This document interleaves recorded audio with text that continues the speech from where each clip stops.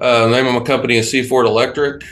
We are a electrical contractor that does new construction, commercial, residential, industrial. We also do remodels and service work.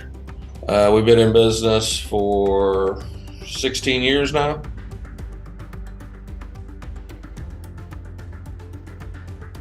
I really didn't expect him to want to help us. Like we were in a pretty bad spot, and it kind of didn't. In my opinion, we weren't a savable company, and so it was nice to.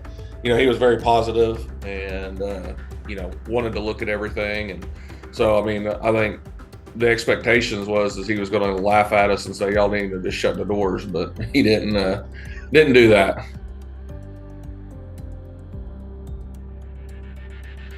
The way he analyzed everything and like showed us, like, you might think you're making money, but you're not. Or, this is what let's say we were charging 15% for our overhead costs.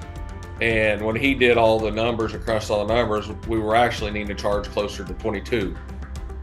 And so that was one of the biggest things that, helped with us was, him basically putting everything down in spreadsheets and on paper to where we could actually analyze it. And that made a huge difference.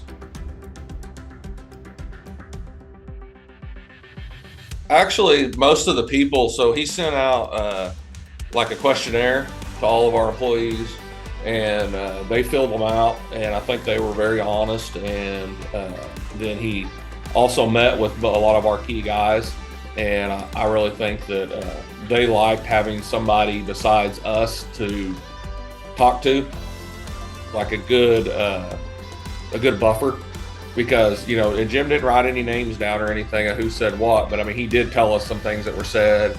And that was also something that he did that I thought was really cool is he took all these questions and he put them in a graph, so you could kind of see what your employees were thinking about you, what the strong things were, what they thought were bad things, all these things. And it was actually really interesting to see some of the wild things that they thought were going on that they had no idea.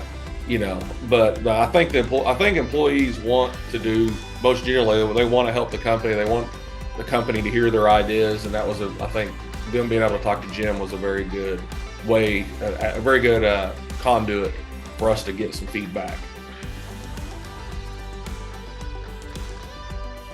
Oh yeah, and actually that's why he's here this week is we're working on a budget to start 2023 off right, so we'll know kind of where we're at, and what budget, what we need to do, and what we should expect for profit, and all these things. And so yeah, he's done a very good job. And also he one of the good things he does is he stays in contact, and he checks up on you and makes sure that he's not super pushy about it, but he'll ask you, hey, have you implemented this? Did you do this?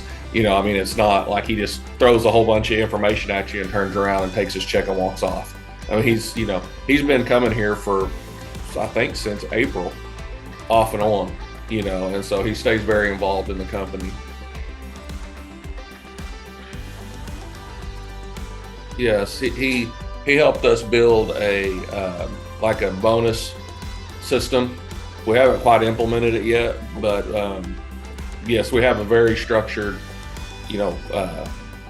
bonus system that we're going to roll out.